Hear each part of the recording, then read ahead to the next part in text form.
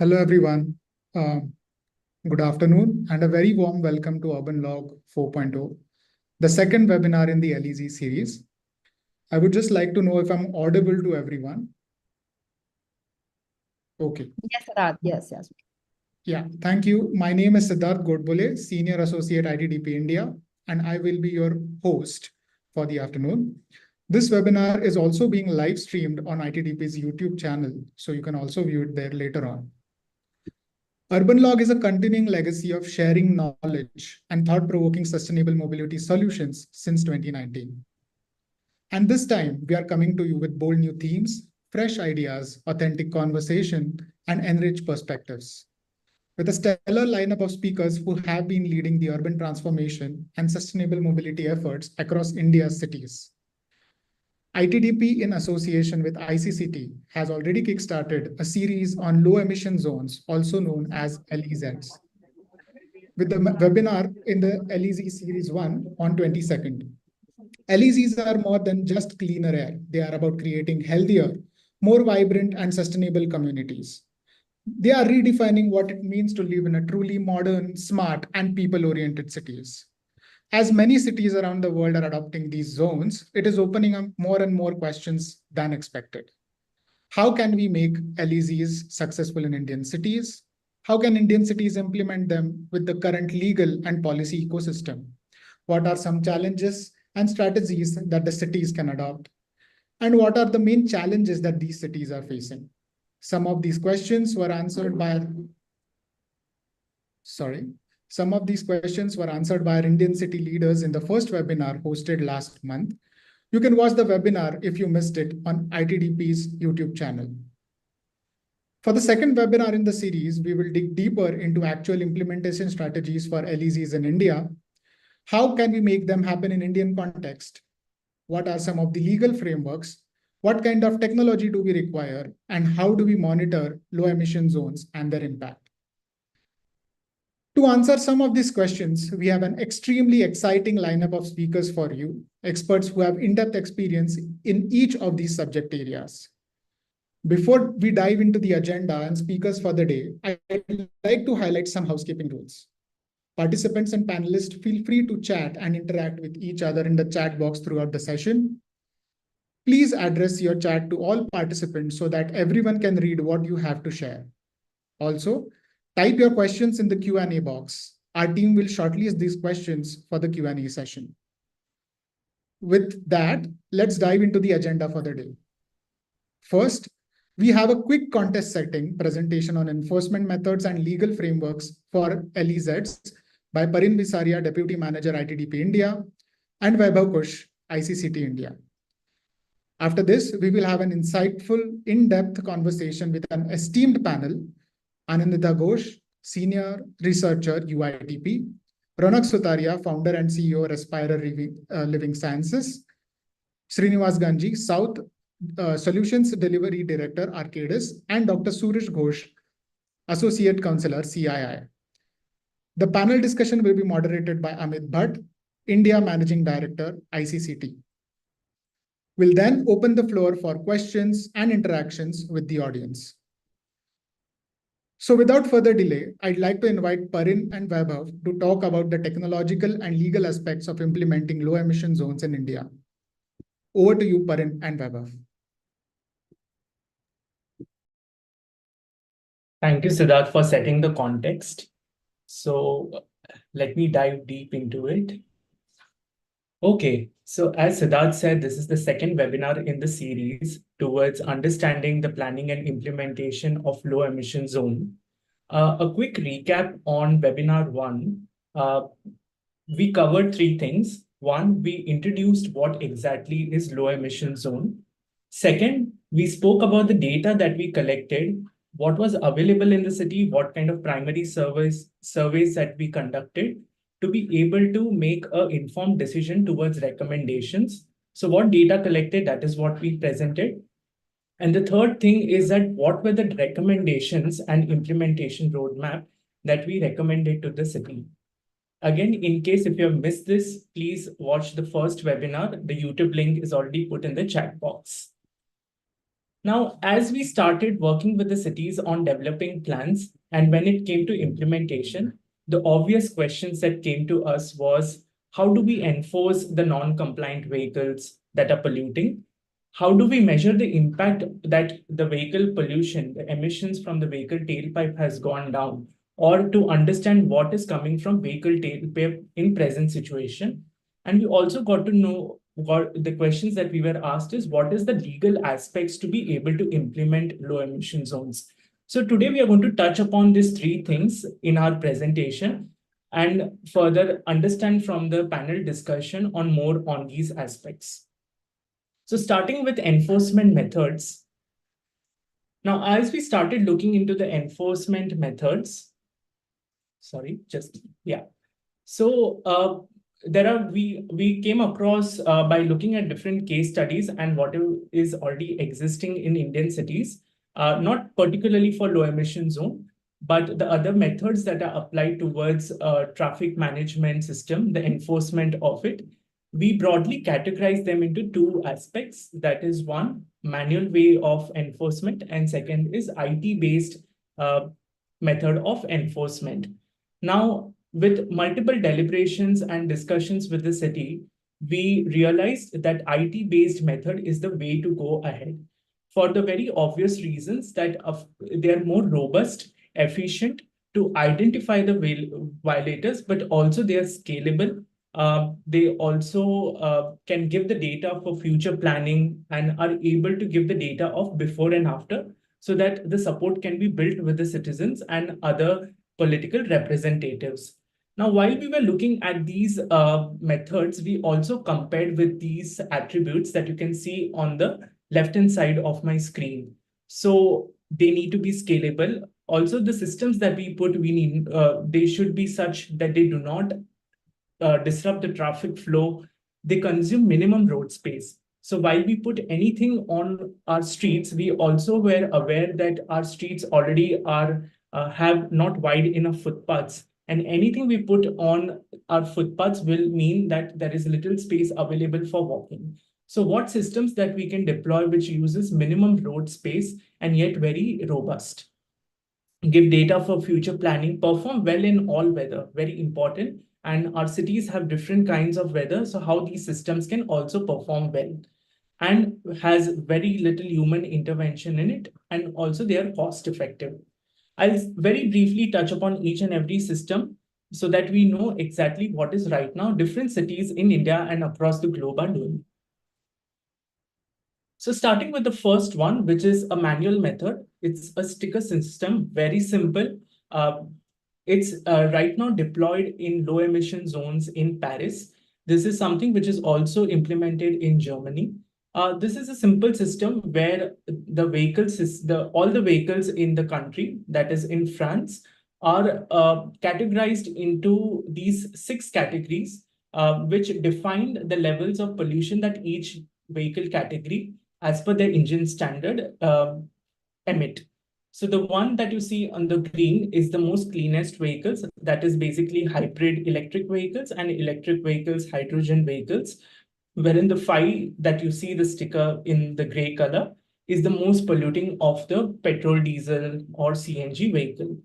And this is a simple system where the government provides this sticker. This is a mandatory sticker to be put up on all vehicles, and it is a visual way of enforcement. The gap here is that this doesn't give data for future planning and impact measuring. Also, it requires human intervention. There is many personals that you require on ground, and hence heavy on that human resource. And right now we see Paris is moving towards IT-based method of enforcement through ANPR cameras, which can now look at these stickers. They have QR codes and can see what is the before and after data. The second one, which is very common across Indian cities, we would have seen this, these handheld devices by traffic police where they issue the challans.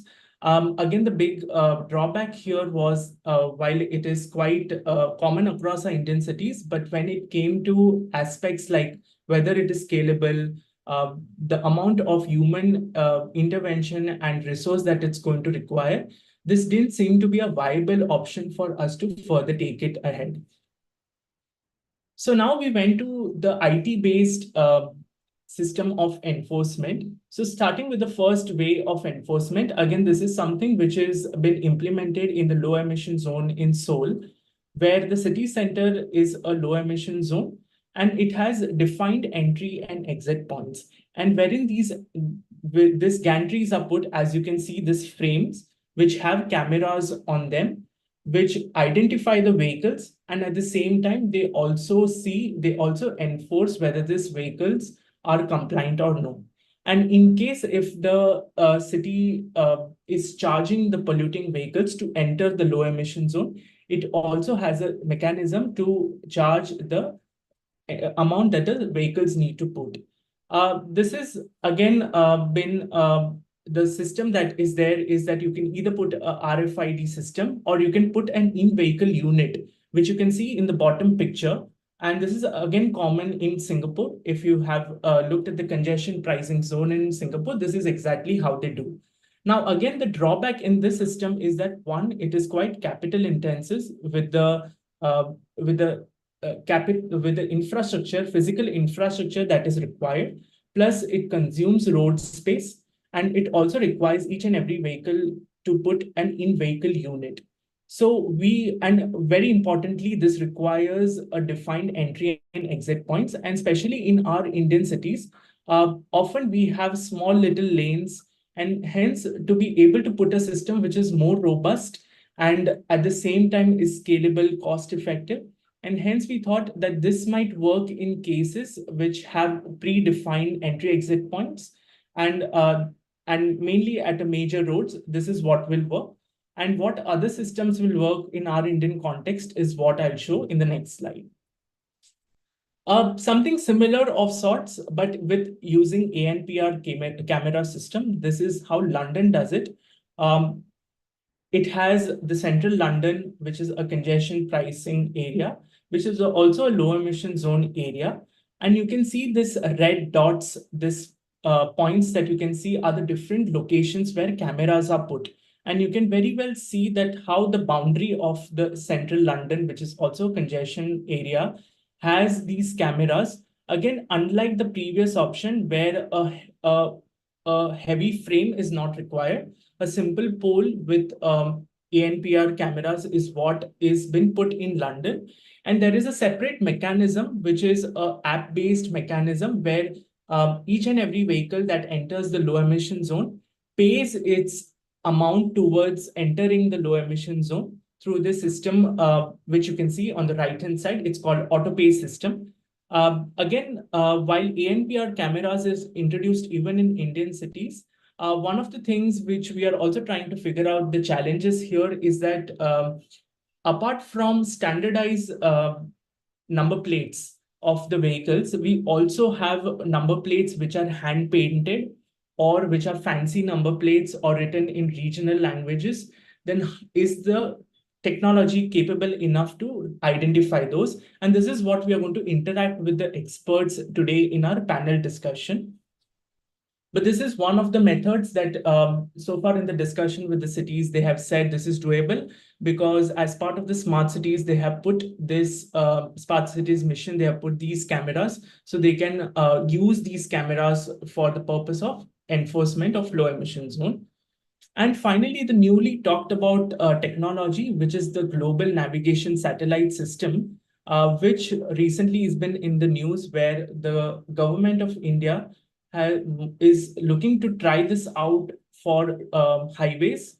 And though it is not for the purpose of low emission zones, but the system is something which can be definitely be adopted here. We have not seen its use case in Indian scenario. And one important thing is that this has absolutely been so it has been it has been satellite based monitoring. However, there is an in-vehicle unit that needs to be put. And right now, the cost of this in-vehicle unit somewhere ranges about 8,000 to 10,000. So every vehicle needs to put that. So what does it mean for our cities is something to again figure out and see what is the feasibility of it.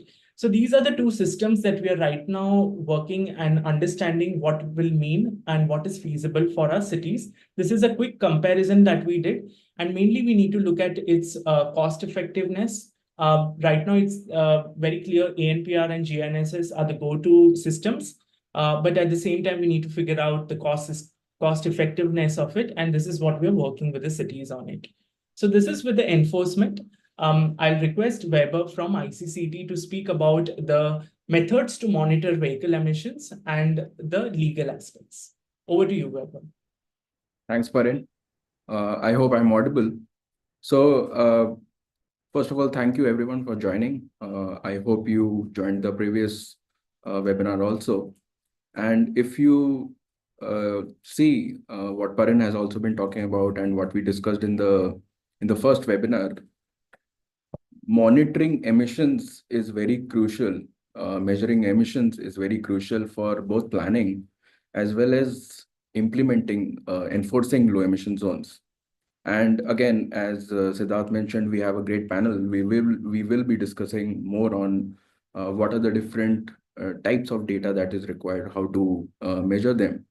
One interesting approach is measuring the real world emissions using remote sensing technology.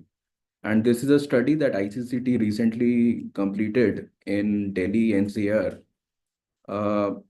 where the idea is that on the side of the roads, we place certain equipments that capture the emissions coming out of the vehicles. And also we capture the number plates, the registration plates of the vehicles that are passing. Idea being that we are able to then, based on these two systems, connect between what is the type of vehicle, get the vehicle details, registration year, fuel type, engine type, etc., and connect it with the emissions that are being recorded.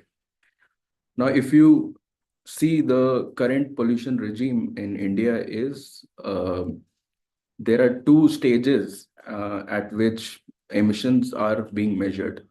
One is at the type approval stage, when the prototype is developed and a vehicle is about to come to the market. There's some testing done to measure the emissions. And then we have once the vehicles are in the market, they are running on the roads, we have our annual pollution under control checks, PUC certificates that we get. The interesting thing about both these stages and emission measuring techniques is they are measured in an idle state.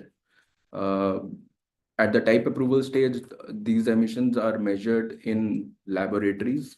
And in the case of PUCs, while they are on road, the vehicles are in an idle state, they're not moving. And that is where this sort of approach comes in, where we are actually trying to quantify what is the emission that is really coming out of a vehicle when it is moving, because there are a lot of factors like loading, how have you maintained your vehicle, how do you drive it, what are the urban conditions, etc., which could really influence the type and amount of emissions coming out of the vehicle. Next. So We did this study in December 2022 to April 2023, and that is pretty much the time in Delhi and the region where when the the AQI is quite bad in relatively in terms of in terms of the year. That is the time when the AQI is at its worst. So we had some 15-20 locations spread across Delhi, Noida, Gurgaon, all these cities. And we collected about over 120,000 vehicles across different segments. And next. And the major findings that came out of the study was that the real world emissions from vehicles was much higher than what was approved at the time of type approval of the vehicles, except for a few exceptions. Again, BS6 vehicles, while they were cleaner as compared to BS4 and pre-BS4, but they were still exceeding the limits approved at the time of type approval. But yes, BS6 remains to be the cleanest vehicle, cleanest emission standard. That was also found out through this study. Commercial vehicles have the highest emissions. That was also one thing that was found out. And lastly, the real world emissions from CNG vehicles, particularly for NOx, was also quite high. So in a way, this study confirmed a lot of these are things that which were assumed to be true, but the study in a way quantified that hypothesis and gave a number to it. Again, we will get into the details of what other approaches are available for monitoring emissions, but this is one way that we can do. And one good thing about this approach, which is very unique to this one, is that we are able to measure the emissions of a large number of vehicles as compared to other approaches that we have. Next. So now we'll get into the legal pathways. Now, when we come to legal pathways and how do we enable low emission zones in India, the question is what needs to be enforced and who will enforce it, and that is the biggest question that will in a way decide which legal pathways or which legal avenues are to be utilized. So whether it is the national government taking the initiative, is it the state government, is it the city or the ULBs taking initiative, what is being enforced? Are we looking at notification of the geographical extent of the low emission zone? Is it about restricting vehicles? So there are so many things within a low emission zone that require a legal framework, a legal backing, that will have to this would be very city specific, very program specific. But the thing is that we do have a legal framework. There does exist a very robust system, a very robust legal framework in the country through which we can enforce these low emission zones. Next. Now, if we look at legal pathways from a who perspective, who is going to initiate, there are precedents at the city level. For example, Delhi pedestrianizing its one of the streets in the old city area, the Chandni Chowk pedestrianization, or the odd even scheme that was very unique to Delhi. These are precedents that are at a city level where the city is taking the lead to initiate certain programs that are aimed at reducing pollution, including low emission zones. Next. At the state level, we have examples like Kevadia, where the state government took the lead, designated a certain zone in its jurisdiction, and created certain rules which enabled low emission zone, sort of. At the national level, we have the central government launching the National Clean Air Program, NCAP, in 2019, or the very famous Taj Trapezium Zone being set up at the national level. Next. And when all else fails, we always have the judicial precedent. So Supreme Court directing the Delhi government to levy the environment compensation charge, or the Supreme Court again, in the case of the very famous Delhi pollution case, again, Supreme Court directing the Delhi government to switch to CNGs, all public transport to switch to CNG. These are all precedents, these are all judicial interventions where none of the three levels of government took initiative, but the court, through certain laws and its powers, directed the relevant governments to take initiative. Now, this was the who part of it. Now, if you look at the legal pathways, so ICCT did a study on, we studied a couple of acts, laws at the central level, and we took Maharashtra as a case study to study state laws.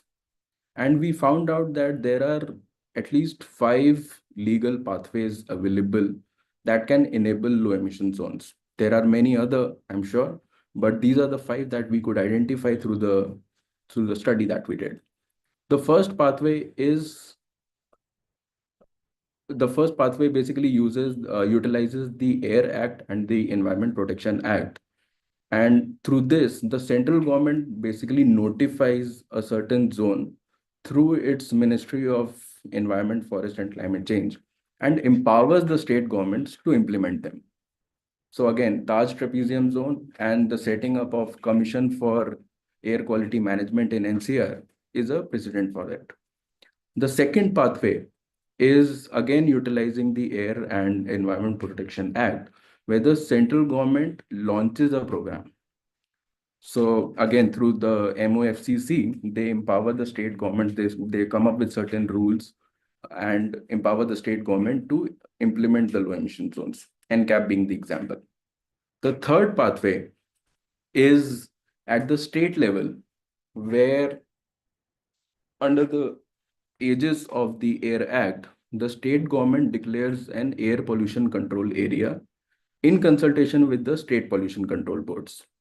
So the DPCC, which is the equivalent of a state pollution control board for Delhi, prohibiting the entry of certain classes of vehicle is one example. Pathway 4 is where we utilize the Central Motor Vehicle Act. So the state government specifies conditions for restricting vehicles and authorizes the city government to plan and implement low emission zones using the restrictions notified by the state. So Delhi odd and even scheme, for example.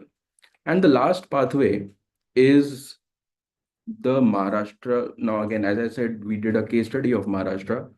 This is very specific to cities in Maharashtra, but there might be similar precedents, similar legal framework available in other cities, where the state government directs the urban local bodies to amend rules it has made, or the state government makes the rules and directs the urban local bodies to implement the rules.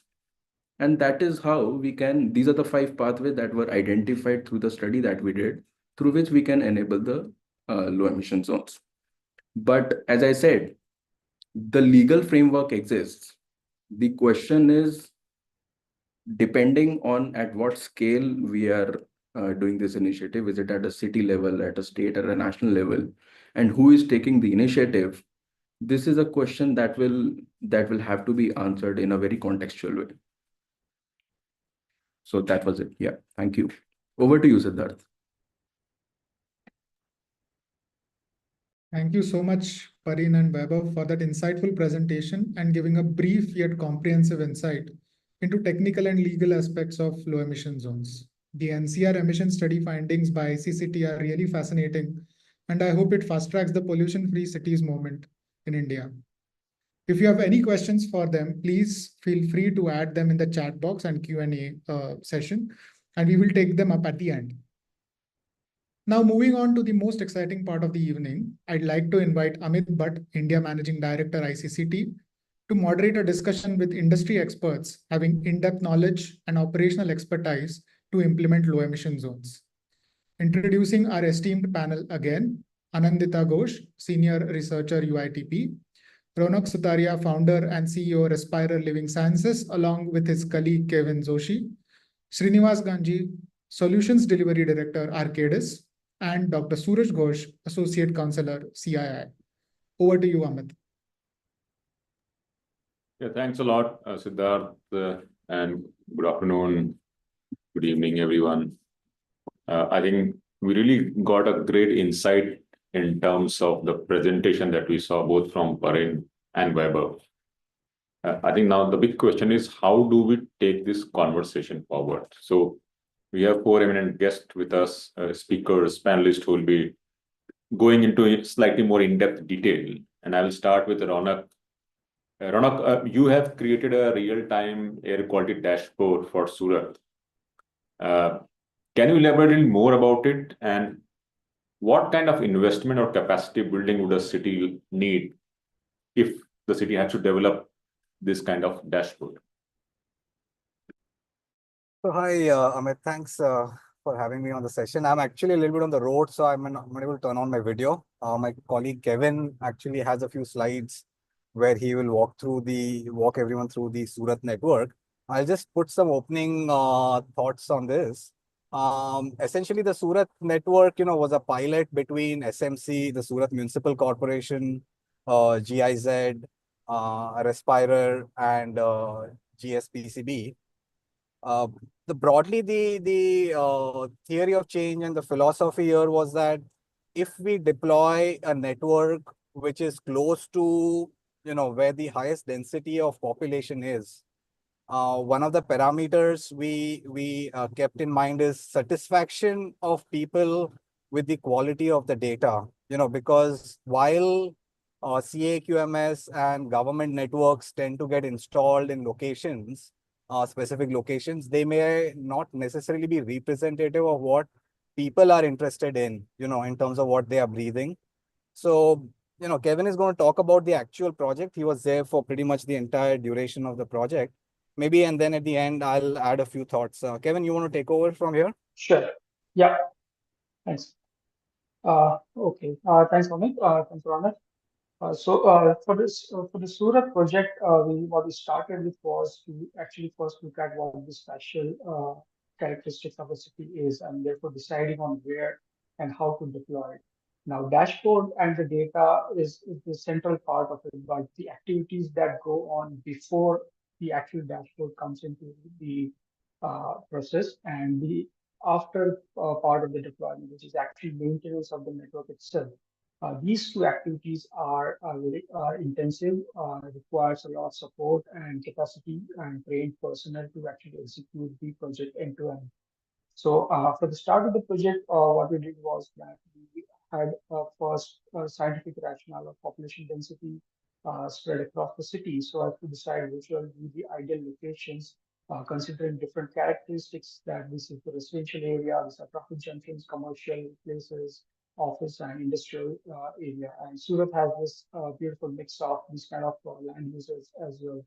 So along with these scientific rationale, we also had some of the inputs from the Surat Municipal Corporation authorities as well on where it would be an ideal location to place the sensors. So once the locations were finalized, there's a lot of legwork that goes into actual deployment, identifying the host buildings, where should the monitor be, who will be the point of contact, in order to actually ensure that the devices are running fine. Once this legwork and this host identification is complete, we deploy these devices across the city. Now, just to give you a context, the city of Surat actually has one reference grade monitoring for the entire city, which again may not be the ideal representation of the air quality within the city of Surat. So we augmented this one reference grade monitoring with 20 scalable low-cost sensors measuring PM2.5 and PM10 across 20 locations in the city. These locations were in residential areas, Pandesera and Color Tech industries on towards the industrial areas in Surat. We had a few at the traffic junctions near the Surat Municipal Corporation office as well to capture some of that dynamics of the city, PM 2.5 and PM 10 levels. So once the network is established, deployed, and is online, the data itself is stored within a cloud-based storage, and the dashboard that you see on the bottom right is something that we had offered from our end to the Surat Municipal Corporation. This dashboard shows the real-time glimpse of what the network status is, where are the devices, what are the levels of pollution observed at that particular time, and as well as collect some historical data on these locations as well.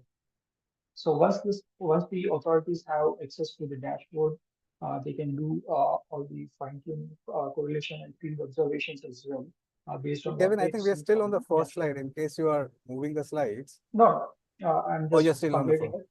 Yeah. Okay, fine. Sorry. So once we had the data, we actually had Surat Municipal Corporation and Gujarat Pollution Control Board with periodic analysis of the data itself at each and every locations. So to give an example, for example, we had Surat Municipal Corporation traffic junction at one of the locations, and you see the spatial temporal variations as compared to something which was like in Pandesera, which is the industrial area. So Surat Municipal Corporation junction actually showed very high PM 2.5 levels during the working days and in the morning peak hours, which is usually between 9 to 11. It showed very high levels of PM 2.5 because of all the vehicular activities in that region. Kevin, whereas- could you, I'm so sorry, could you speak up a little bit? I think some of us Sure. are having a difficulty in hearing you clearly. Thank you. Okay. So we had this different approaches to measuring them, and you can see that there was quite a bit of temporal differences between the measurements of PM 2.5 at these different locations. So at say your traffic junctions were peaking at about 9 to 11 in the morning. Your industrial zones were peaking at about evening in the evening time. And there were some commercial establishments that were in and around the deployment area, where we could see that the weekends and evening times where where it was observed that PM 2.5 was higher than the normal. Interestingly, the network was also able to capture the construction which was going on in the vicinity of Morabagal area, which is primarily a residential area, but was showing consistently higher level of PM 2.5 and PM 10 levels because of the nearby construction activity. So we gave this kind of periodic analysis and reporting to the authorities at Surat Municipal Corporation for them to take tailor-made decisions and actions based on part of the city that the measurements are being observed. So on the right that you see is for the Surat Municipal Corporation, and for the public consumption of the data itself. This is the dashboard that Surat Municipal Corporation incorporated in their own website, where you can select the device at each and every location, about 20 devices in the location, and you can see the last 24-hour trends in PM 2.5 and PM 10 at that particular location. So this was particularly made for public consumption and awareness, whereas the previous dashboard was more for analytical and decision making and support systems for the municipal corporation authorities.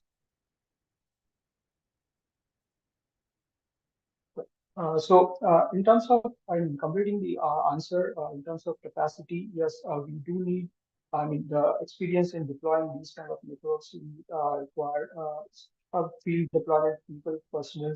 And once the network is established, we do need support from analytical support from qualified people from air quality domain, data analytics, and special domain level experts to handheld and guide the corporations in order to ensure that they are suggested particular mitigation measures effective for that particular zones. So this network was about for 6 months, and we concluded by our final report saying that these are the locations particularly identified for mitigation actions. For example, industrial area, and there's traffic junctions where where non-motorized transport pedestrian paths can be recommended in order to reduce the PM 2.5 and PM 10 levels at certain times of the day. Yes. Thanks, Kevin and Ronak. So on this, I think let me just bring Dr. Suraj Ghosh in the conversation. Suraj, CII is kind of supporting Pimpri-Chinchwad Municipal Corporation in developing real-time air quality dashboard, which I think will help city in implementing that. Can you elaborate more on the dashboard and the data collected for the city decision making, and specifically at what resolution will the data be available? Thank you and good evening, Ramesh. It's a privilege to be part of this conversation. So to begin with, let me provide you with overview of what CI is currently doing in the Pune and Pimpri Chinchwad region under the CAVL initiative, Cleaner Air Better Life, in this sector. Our focus has been developing a comprehensive decision support system for a air quality management through the air quality model. The model integrates data from various sources. Basically, it comes from including emission inventory data, and another is meteorological data. And there are others data also which we introduced, that is live traffic data, continuous ambient air quality monitoring data, and another is ground level sensor data. So it offers practical insight that helps evaluate the impacts of any types of intervention under the in-cap initiatives.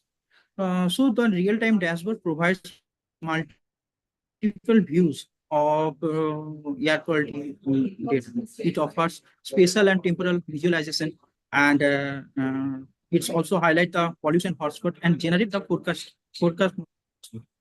And it's a long-term goal. So now coming on our topic, that is GRAP implementation, or another initiative that is not only GRAP, it also emission zone. Yeah, if we implement this in the Pimpri region, the dashboard and the air quality model will significantly help in its implementation, because the model provides 72 hours forecast. 72-hour forecast, allowing the city authority to anticipate pollution level in advance. And its resolution is currently 1 kilometer by 1 kilometer. And we can identify the pollution hotspot we can identify the pollution hotspot in the ward and zonal level also. So it is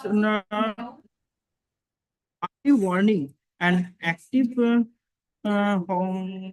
specific, not only the GRAP stages, but also the low emission zone and any other intervention implemented by city authorities. So I would like to say that this dashboard air quality model and emission inventory based model, we are working on provide to city authority to a strong toolkit which will not only implement the GRAP but also many other air quality management for a long time.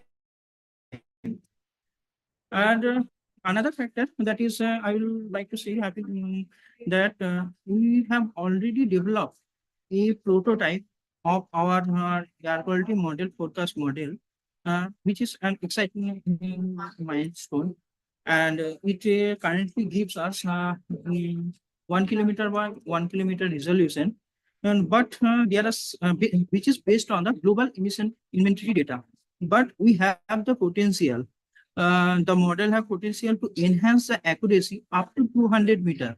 So, however, we are facing some challenges. That is, one is the updated emission inventory monitoring data, which is the raw data. We need to still, we are under the process to acquire. Another thing is real-time data that is basically coming from sensor data and traffic data. In Pune, Chinchwad region, there are total 33 sensors installed. So, but the quality of the data is questionable, because we have observed the data. There are incomplete data, so we cannot consider this data to improve the accuracy of our forecast model. So if we can resolve these issues, we can capable to offer forecast in much higher resolution down to 200 meter by 200 meter. So addressing this data challenges, this is it's a critical to unlock the potential, and we are very actively working with the other stakeholders to improve solution. So basically, I want to say the basic things, and that is this model calculate how pollutants move horizontally and vertically through the atmosphere, and this model primarily rely on emission inventory and meteorological data, and this model can incorporate a series of chemical mechanisms that stimulate how pollution can interact with the other factors. For example, I'd like to NOx and VOCs interact with in the presence of sunlight, and it forms ozone. So these types of incident also capture through this model. So real-time data sensor can integrate in a model and improve the accuracy by just initial condition. Thanks a lot, Suraj.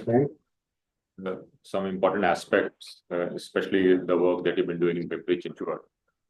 On that, I will like to bring in Srinivas in the conversation. And I think Srinivas, many smart cities that we have seen are kind of now widely using the ANPR cameras. And now this can be effective technology for enforcement. And we all know that some of the cities have been using this technology. So my question is, one, what are you see in using ANPR cameras? And especially given the way some of the traffic vehicles are being modified, the numbers are being kind of mistreated for various situations. So that's one, but also there are a lot of meteorological factors like smog and fog and those kinds. Do you think this technology can work in our cities? Yeah. So to great extent, actually, these can definitely work because most of these challenges were there even for the traffic violation enforcement was also there, right? So even for detecting high speed violations or red light violations and all.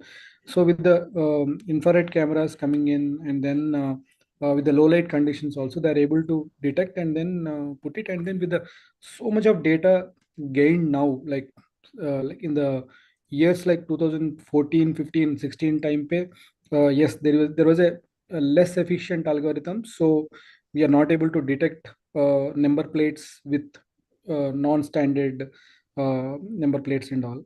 But now with the data that is there with multiple cities, and then these models actually getting trained over the time, like in last decade.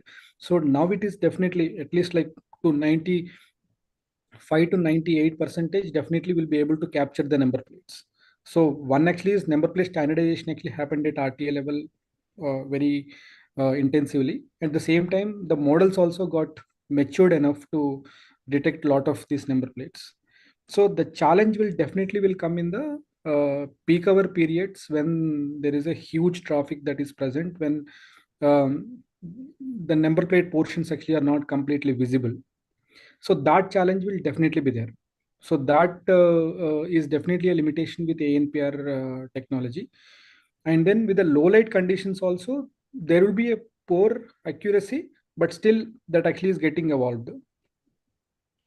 Yeah, but the main challenge with the ANPR system itself is that the intensive infrastructure that actually is required, and then the effort actually to maintain them. So I can actually tell you a like case from Hyderabad, like where in ITMS was actually implemented, and then a lot of cameras actually were actually installed. So due to any maintenance like contractual issues or anything, so if they're not maintained well, or actually if the wirings actually are cut due to any processions or these kind of things, so they actually go for a toss. So in terms of maintenance perspective, it is very much effort required thing. Just a quick follow-up, Srinivas. So low lighting you mentioned, but Yeah. does it that these cameras can only work during the day and not during the night, or low lighting can also be a day issue as well?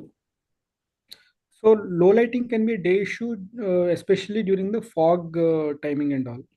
But during the night time, to some extent, this additional infrared cameras actually associated with the this ANPR cameras can actually serve to some extent. But that is actually still getting matured. But still, that should not be a problem, because even if we are missing some people, it's not a problem. But false positives actually will not be a problem, but false negatives could be a problem. Thanks, Srinivas. Yeah. So let me just bring Anandita in the conversation. Ananda, we know that UITP has done a case study on the LEZ implementation in Seoul and Brussels. So wouldn't you want to highlight some key findings from the case study on the implementation side in these two cities? Sure, Amit, thanks. Yes, so as part of the UITP, so we have been doing this detailed stakeholder. Maybe we first actually wanted to learn about what the Western cities have done, because it's a very new concept which is coming to India and we don't know exactly how and where to fit in. So we actually narrowed our focus on 6 major cities that we have done. That is Brussels, Seoul, Barcelona, Paris, and London. And Berlin also. So we had majorly spoken to the major stakeholders of the cities. So for Brussels and Seoul, as you can say. So we have we have spoken to some of the officers and all. So they were a part of this implementation while this was going on. So now if we talk about Brussels and Seoul, they are set up in a very two different context areas, if you know. So one is in Europe and the other one is in Eastern Hemisphere of the globe. So that is how the context is different. But if I would focus for Brussels, what they have done is majorly the people have been the most, the most forward-looking and most aggressive over there, because they are conscious about the health deterioration conditions and the challenges that they are facing due to the problems that is coming up in their cities. So, and they have also reported a lot of deaths in the previous years. So it was around 300 deaths per million per year that was reported in these cities. So, and of course, when a study was done, it was found that around 35% was due to the NOx level and the PM 2.5 emission level, which was going very high. So because of this, maybe the EU and the citizens have put a lot of pressure on the government of Brussels to implement such a zone. And that's how they have introduced this in 2018 for the first time. And it covered majorly around 19 municipalities over there. And with an approx area of around 160 square kilometer. And so something that was the highlight that I would say we could learn from them would be maybe initially they did a very good analysis of the reports and, a very detailed background studies of what exactly the impact has been and how the air pollution levels at the cities are. So that was a major background that was work done by cities and finding out different scenarios as how the city can adopt when this LEZ will be implemented.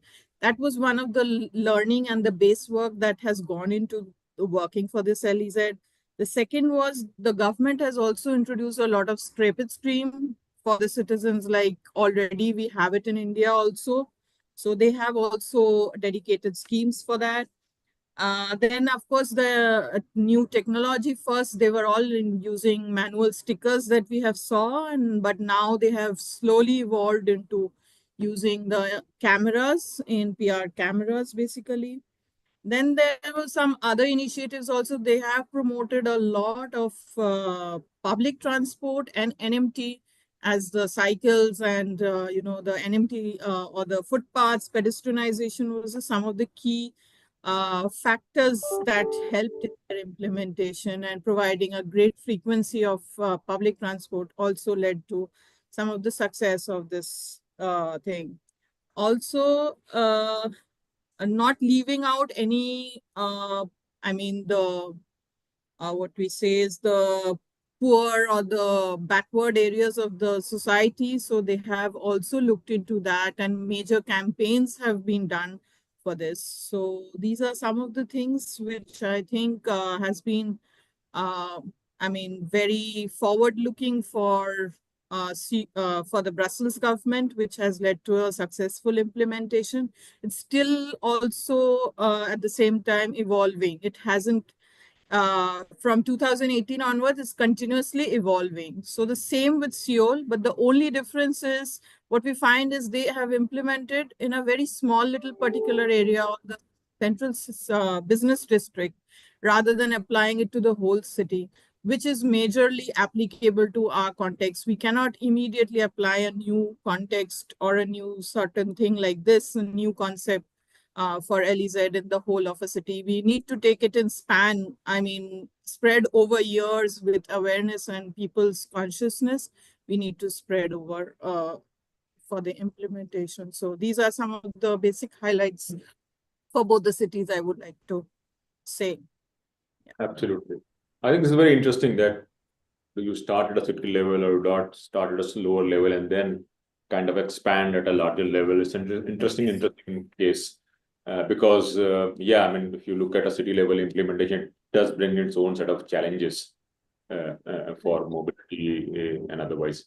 So on that, let me just bring Ronak back into the conversation. Ronak, we have been seeing, especially on the air quality data, while bigger cities, for whatever reason, being more capacity, more finance, or even judicial impact, have a fair bit upon data on air quality. But smaller cities are also struggling with air pollution.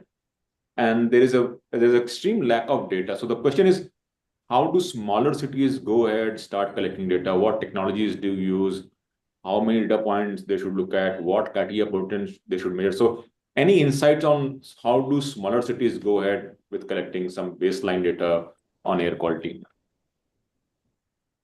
So thanks, Amit. I think broadly, what we did in Surat and what we've done in probably around 15 cities in India is to start with a very basic multi-pollutant network, because the technology has now fairly matured.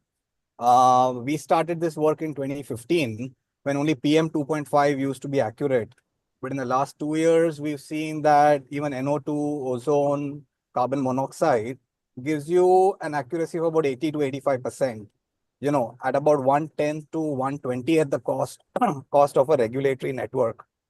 So I think, frankly, big city versus small city when it comes to air pollution, the density of the network, yes, of course, big cities have big budgets, but, the severity of the problem is somewhat consistent and, it reproduces across different kinds of cities. So probably having, this technology, you can have it at 1 per square kilometer. You can even go more finer than that, depending on what you want to do with the data.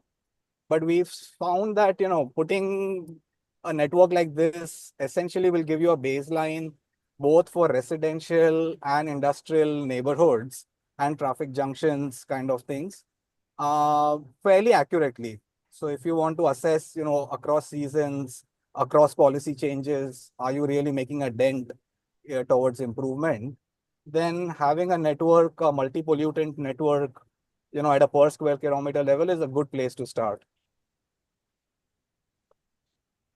Absolutely. I think it's a very important point in terms of going ahead and collecting that data. And again, maybe on as a follow-up question, maybe I'll ask Dr. Suraj to kind of weigh in on one specific point, is crowdsourcing of data. So one is that, did you also experiment this in Pune, Pimpri Chinchwad? And if so, what's been the experiment? And is it really kind of possible to crowdsource air quality data at a city level? Yeah, it's already really possible. But for that we need to ground level data, not only the emission inventory part also. If we get the data, the ground level data, that is vegetation, plantation, and other ground level traffic data, if it is available, it can possible, and it also predict up to 70 hours air quality forecast. It is possible. It's a chemical transport model. All the factors it's considered in this model. So yeah, it is possible, and basically this model will predict criteria pollutant, that is depending on PM10 2.5 NOx, SO2, and NO2 CO, and the other secondary pollutants. So it is possible. And is there issue around quality of data? Because a lot of times when we look at this crowdsourced data, there's always a question mark around the quality of the data. Is that a relevant question, or do you think that's really not that big of a question? Quality of data, quality only depends on, and basically we are currently developed this model with the help of global emission inventory data. So we did not acquire till now the real-time data and emission inventory data, raw data from the other stakeholder. That is, I think ARI 2021, they have a emission inventory data, but they publish the data with a PDF format, but we need the data in a raw format. So if we get this data from the stakeholder with a raw format, we easily predict in the resolution 1 kilometer. And currently, with the help of global emission data, we predict 1 by 1 kilometer resolution. So if we get the Pune or Pimpri region specific data, we easily predict and we easily measure at the ward and zonal level with a resolution of 200 by 200 meter. It's possible. Okay, I'll just, if you want, Amit, I can add one point there. Please go ahead. I think with regards to quality of data, what happens is, the system should be able to offer different levels of accuracy of data. And depending on the capacity of the agency, which is, analyzing the data, there will be a segment of population which is happy with, let's say, 50% accurate data. There will be researchers who want 90% accurate. There will be government which wants 99% accurate. And the system should be able to tag the level of accuracy and offer it to the, appropriate user groups. Because ultimately, one data set is not going to suffice for everybody. So we found that, when you want 95%, you're going to invest substantially more. But there is an audience for 60%, 70% accurate data set also. I just thought I'll highlight that. Yeah. Thanks, Ronak. Kevin, I saw your hand as well. Yes, no, just augmenting what Ronak said. I mean, the data can be accurate at different time scales even. For example, a policy researcher might need at a different time scale, a daily or a year or a monthly or a weekly scale data, whereas something to implement in terms of, let's say, the Bangalore project that we did was for implementation of smart traffic management policies. And therefore, those kind of applications required real-time data and therefore needed to be accurate at that particular hour or the 15-minute interval that it was supposed to be given. So different time scales, different accuracy levels depends on what the end user is and the application is as well. Thanks a lot, Kevin. Especially important point that depending on the use case, we can go with the accuracy of the data. Srinivas, let me bring in you in the conversation. So of late, for past few weeks, we've been hearing a lot about GNSS, mostly coming from the highway and toll payment mechanism. But do you think technologies like GNSS can also be used for low emission zone, especially on the enforcement side of low emission zones? Yeah. Yes, Amit. Actually, GNSS, where it is currently implemented already in Europe in some of the cities. So it is actually not just meant for tolls, though actually it is the subject of discussion in our India currently only on the tolls. So it actually is meant for all the tolls or any user charging. Basically, it is. It can be a congestion pricing. It can be a some kind of restrictions, anything. So it will definitely be used for our low emission mobility or low emission zones for restrictions, as well as any pricing as well, like so during the time of the day or whatever it is. So the only constraint actually here is that like it is not matured well enough for India in terms of its acceptance or in terms of its penetration also. Like so when RFID also actually got introduced, many people didn't have RFID embedded into their vehicles. So then actually all the vehicles actually came with RFID as a mandatory thing. So it got penetrated. It is definitely possible, but only thing is that government, if they take initiative and then make it a like a mandate thing actually. But only thing is that people in this case, people need to invest something like almost 10,000 rupees or 12,000 rupees. They need to put actually into it, and then also maintenance of it. And every time the device need to transmit their data to somewhere in the cloud to the government. So one is the privacy, and another actually is the how this data actually is transmitting, maybe through a cell phone network, these kind of things. Who will bear the charges? So because the end purpose actually is with the government to actually to enforce, mainly enforcing. So if the user actually doesn't want to pay that, so how can we actually take care of that concern is the biggest thing actually now. Even for actually for doing the piloting, already government actually has released some gazette, I think already, in terms of maybe practicing it in a some lanes in existing toll plazas. Otherwise, they will actually be paying the fine. I think government is already in the right direction to implement it. The only thing is that these concerns, privacy concerns, as well as encouraging them actually to keep the device active always. So that actually will be more important. So that is where I feel I would like to just project a slide where I want to just stress upon the other aspect of the encouraging this low emission mobility zones with technology. I'm just sharing my screen.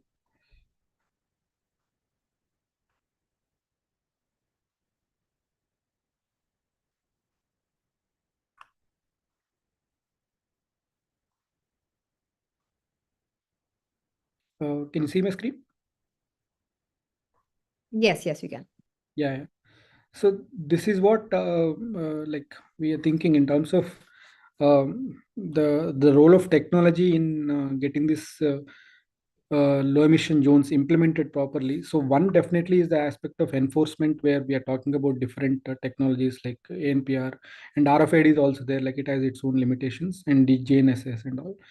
And apart from that, apart from the enforcement, I think we should definitely improve the efficiency of how we encourage them, like maybe using the same GNSS while actually we are tracking their movement and all, how we can actually incentivize their activity and then give some points, and then using that actually points in maybe recharging their metro cards, or actually something again in the same eco-friendly modes utilization.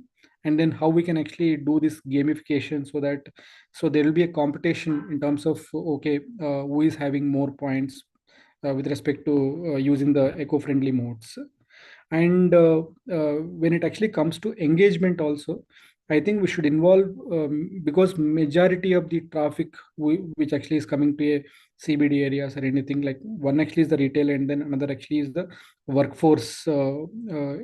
Majority of it actually workforce, like where employers actually can play a major role in terms of encouraging their employees through an app or something, where whatever the points that they are earning, maybe that can be redeemed by their employers. So maybe through a learning courses, or they can find their own ways of incentivizing or actually redeeming those points. And having a mobile app for them to advise, okay, if not, like they should be informed about, okay, when is this zone is not permitted for entering into that area, and then what are the alternative ways of their traveling, because they need to travel. We cannot actually restrict. So what is the alternative ways of doing it, and who is providing that alternatives? If we can combine actually all of these things, so both the push and pull factor will enable these things in a better way. Thanks, Srinivas. Absolutely. I think how do you bring the pull and push together is going to be absolutely vital. So, Ananta, one question which I wanted to ask was that do you have insights on how did the cities, especially the two examples that you mentioned, Seoul and Brussels, inform and engage with the citizens to get support? Because ultimately, when we talk about any restrictive measure, there's always a fear that there's going to be massive pushback or backlash. So how did these two cities go about doing it? And is there some learning that Indian cities can learn from these two examples? Yes, sure. I'll share my experience. What we saw in the case of London also, that though the process has started in 2008, and it's still continuing to evolve, and now they have introduced the ultra low emission zones, but communicating with the people have never stopped at any time. So since 2008, they have been trying to pull the crowd together to make them understand how this process is. And that's how they have engaged the citizens of the area where they have demarcated actually to regular consultations, taking their opinions on what should be the plan and making them a part of it plays a very important role in changing their mindset, what we think that can be done at all times. Then, of course, chalking out a detailed, constructive plan or structured plan with the government sitting and, discussing about what should be the pathways and how we should take this process forward. So that is, of course, the lead where the government has to take. And secondly, it has to be forwarded by the citizens that we think. Then there was also areas where they have focused was on distributing maybe simple types of leaflets and, going over videos and advertisements on or hoardings, which they have, So, and well in advance, it's not like if I am starting the process today, so I just communicate today. It's not that the process, maybe 2-3 years before they start communicating the process so that people are in line and sync with what the process should be. So that is one of the key factor which I think would make a difference, and that's how it should be taken forward. And also engaging at the same time with the I would say the poverty-stricken people. So talking to them and how, the retrofitments or whatever free facilities that the government would be giving them should be communicated to them through the NGOs or directly by the government to them would make all the difference. So that's some of the key pointers that I would say would be an important thing, which we could also adapt in our, taking this forward. Thanks, Anandita. Thanks for your insights. Now we will go ahead and take some questions from the audience. And again, people who are on the webinar, if you have any questions, you can go to the Q&A box, type the question, and we'll try to take it with the respective audiences. So there are a couple of questions which have come on the remote sensing. One is asking on the accuracy of this RSD versus PEMS. And then Shishodhya Ghanshyam Singh had asked what equipment instrument were used. So let me just take this question. Since I'm the moderator, I also get a chance to decide who takes what question. So yeah, so I think the first question, how accurate is it's a very important question. And I think studies, especially from the Europe, has shown that PEMS, so RSD compared to PEMS is fairly accurate. Somewhere about 85–86% level is the accuracy. So it's really used to, the whole purpose is to screen vehicle and find out gross emitting vehicle category. So from that perspective, it's very accurate. It may not be the best technology for individual vehicle screening, and that's always not the intent. So it's fairly accurate, and you can take about 85% as a benchmark, rough estimate on how accurate this device is. So that's one. What equipment you use? So we did this study, and we actually got this equipment from Europe. And the vendor was Opus. So Opus and Heat are the two international vendors who supply these equipments, and we used the Opus equipment for our study. It's a crossroad equipment, RSD equipment.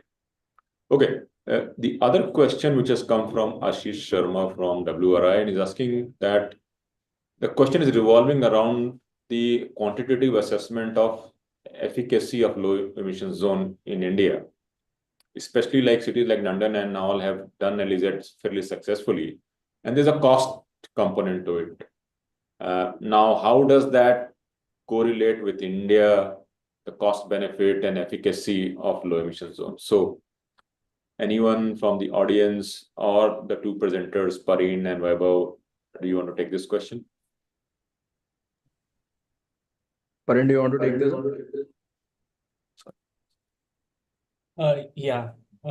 So, I mean, there's no direct, straightforward answer to it, but what I can reflect is that we'll have to start somewhere, see what is the kind of data that we are getting, what is the impact that we are getting, and then we can see what is its impact. And also, while in Indian context, vehicle pollution is one source, but there are other sources also.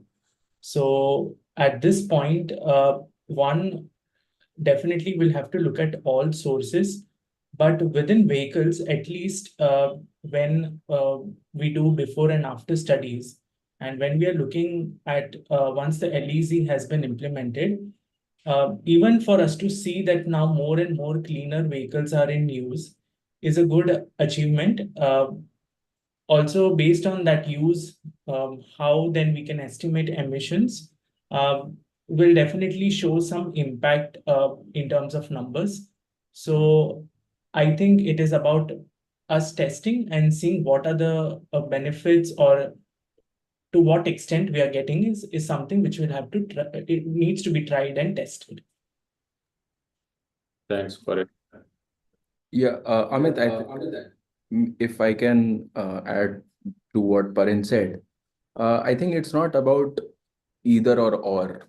I think it's about doing both the things, because while there might be certain devices that can be control devices that can be installed in old vehicles, it might reduce the quantum of emissions coming out. It won't come down to zero. So that is one. The other thing is also that low emission zones is not just about restricting certain polluting vehicles. It is also about improving the overall neighborhood or the overall low emission zones. So while on one hand we are improving the vehicle technology, we are reducing the emission source.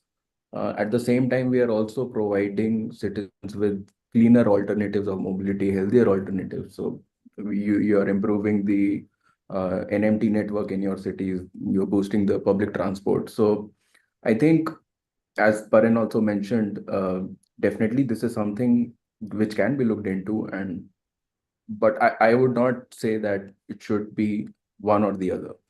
Yeah, over to you, Amit. Thanks, Vaibhav.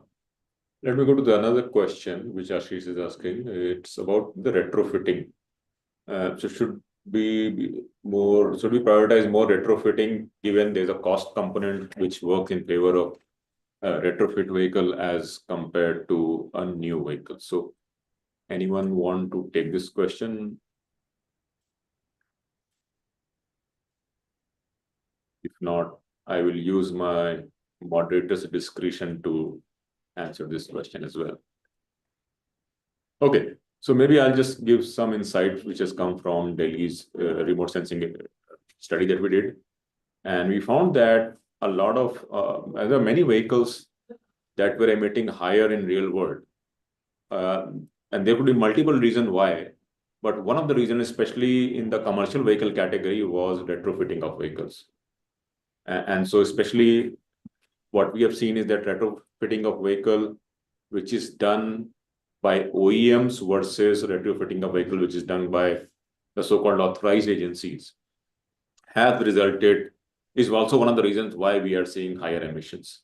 And many times we have seen that when the retrofit is done, especially in the CNG vehicles, the owners want a higher mileage, and therefore there is also a move towards having a slightly a different the air to fuel ratio, which may work in favor of getting higher mileage, but it may work counterproductive in terms of emissions. So retrofitting has to be looked at very carefully, especially when you are changing fuel and you're not retrofitting for zero emission vehicles. The other question which I wanted to also ask was the question again from Ashish, that should we prioritize creating comprehensive data sets for vehicle inspection and maintenance before implementing LEZ? I mean, I have my points of view on this, but I will first give it to the speakers to take. Should we create this vehicle inspection data set first, then implement LEZ, or we can do it together, or we can implement first and then create? So what's your take on this topic? Anyone wants to go in?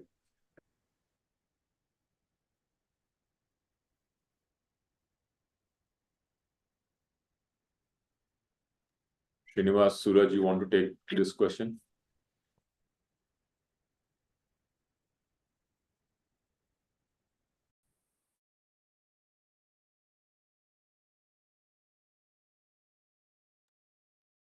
Okay, so if not, then I said I have my position. I'm using a lot of my discretionary powers. So I think it's not one or the other. I think we can do the both because if you look at cities already have vehicle inspection and maintenance facilities. But the big question is, are we measuring the right emission? And that's very important because, as Vaibhav mentioned, right now, when you look at the pollution under control certificate for petrol and diesel, it mentions we measure carbon monoxide and hydrocarbon. We don't measure particulate matter emission. We don't measure NOx emission. And when you come to diesel, you are only doing smoke density test, opacity test, which is nothing but measuring the type of emission of that comes out from the plume of the vehicle. It's mostly measuring the black smoke. Now, if you look at modern vehicles, diesel, even including diesel vehicles, don't emit black smoke. Now, if that is the case, then you will never get true measurement in the PUC regime, even in the diesel vehicle category. So the question is, if you're not measuring right, how will you manage it? And that's really important. So I don't think it will be right for us to kind of wait to develop all these facilities when we know the baseline is absolutely not right. So the question is, first, we have to start measuring the right criteria pollutants in the right way. We have to start identifying which is the gross emitting vehicle category, start taking action apart from complementary, in addition, the complementary measures as some of you mentioned, and then move towards kind of looking at, from one side, not only improving the air quality, which is important, but also to reduce the exposure which is coming out from transport vehicles, because what you are seeing on ground is not the air quality that we breathe. The exposure can be many, many times higher, especially when you are traveling, when you are commuting. So I think it has to go together, is something that we need to look at as well. Okay. I think there's one more question. Maybe I can, maybe Anandita, you want to answer this. So I think the question is based on the experiences on studies and monitoring low emission zone in various cities. Were there any significant policy or regulatory changes which can be considered by Indian cities? So if you want to take this, Anandita.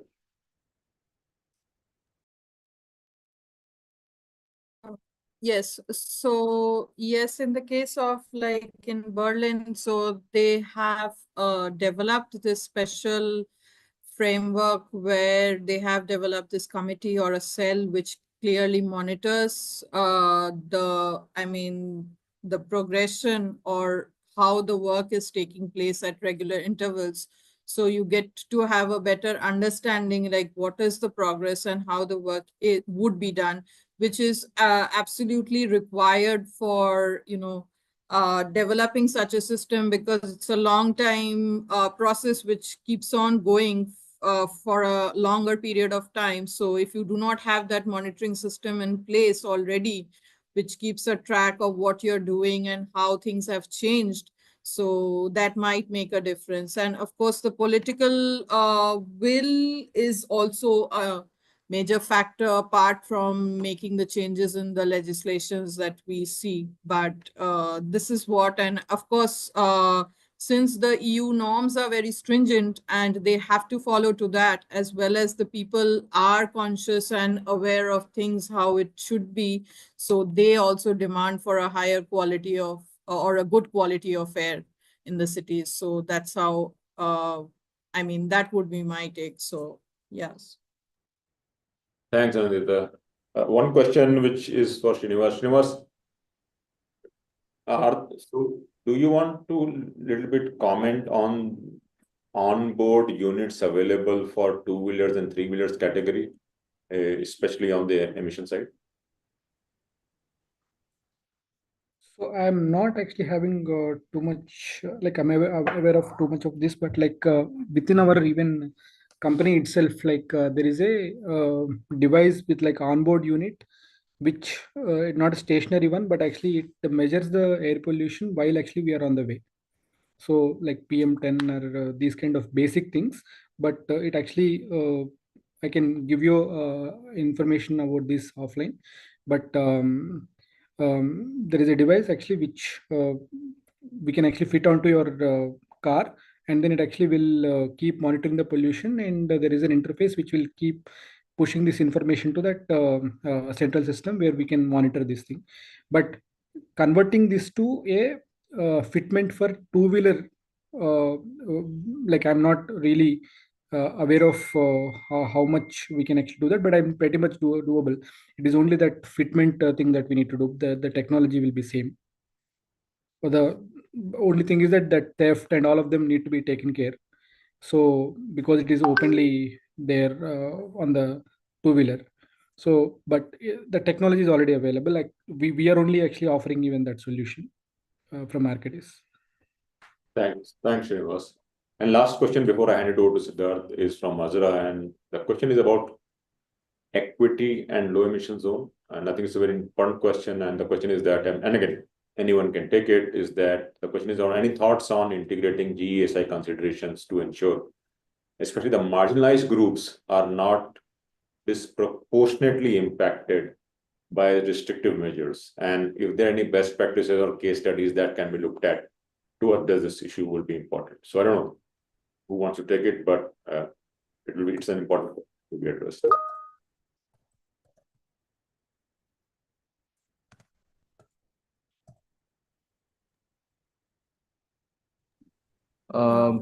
Maybe I can take this up.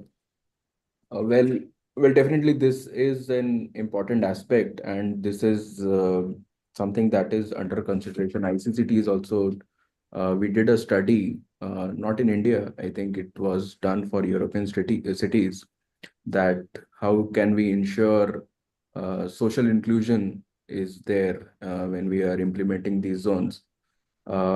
Definitely there is an aspect of, especially when we have priced low emission zones, at that time also, what is, how much can certain sections of the society pay? So how do you arrive at those decisions? The studies that we did in the surveys that we did in Pimpri Chinchwad and Pune, and even in Aurangabad, we found out that most of the vehicles were two-wheelers. So this is definitely a cause of concern. And I think this is where we contextualize the concept of low emission zone. We're not simply saying that X category of vehicle is more polluting and it needs to be banned. There has to be an alternative that has to be provided if a certain vehicle category is restricted. Also, the fact that what is the amount of money? I mean, whether it is taken as a user charge or as a penalty, what should that amount really be? Is something, again, it can't be a blanket amount across the country. It has to be very city specific. But this is definitely a point of consideration. Thanks, Vaibhav. It's also important to understand, and we did some study a couple of years back to understand what's the impact of transport vehicle exhaust on people. And we found that India loses roughly about 75,000 lives every year. These are premature deaths attributable to transport vehicle exhaust alone. And what's really interesting is that a lot of it is from the lower income strata. Because one, if you look at our cities, a lot of low income people reside actually along the main arteries of the road. And many are not even are able to afford proper healthcare as well. So it's a disproportionately larger impact of air quality, poor air quality on low income people. So I think issues like low emission zone, which improve air quality, also have a very strong impact and very strong case for equity as well. So with this, I think we have exhausted our time. We have come to the conclusion. And again, thank you all the panelists and the people who are participating for the wonderful questions. I will now hand it over to Siddharth for formal conclusion to the webinar. Thank you. Thank you so much, Amit. And I think the last question was very much pertinent, where we talked about equity, wherein also comes in the factor that we are also trying to develop the alternate and cleaner modes of transport, like creating NMT networks and PT for all the vulnerable user groups. So thank you all to the senior officials, community partners, experts, consultants, and students, and all the stakeholders for attending today's webinar. Thank you, ICCT, for co-hosting and moderating a very insightful panel discussion. Stay tuned to our WhatsApp groups and social media platforms to learn more about the upcoming episodes and secure your registration. Video recording of this webinar will be shared shortly. And we will also be sharing a link to our Urbanlogue WhatsApp group to join and keep yourself updated. Thank you. Thank you, everyone. Take care.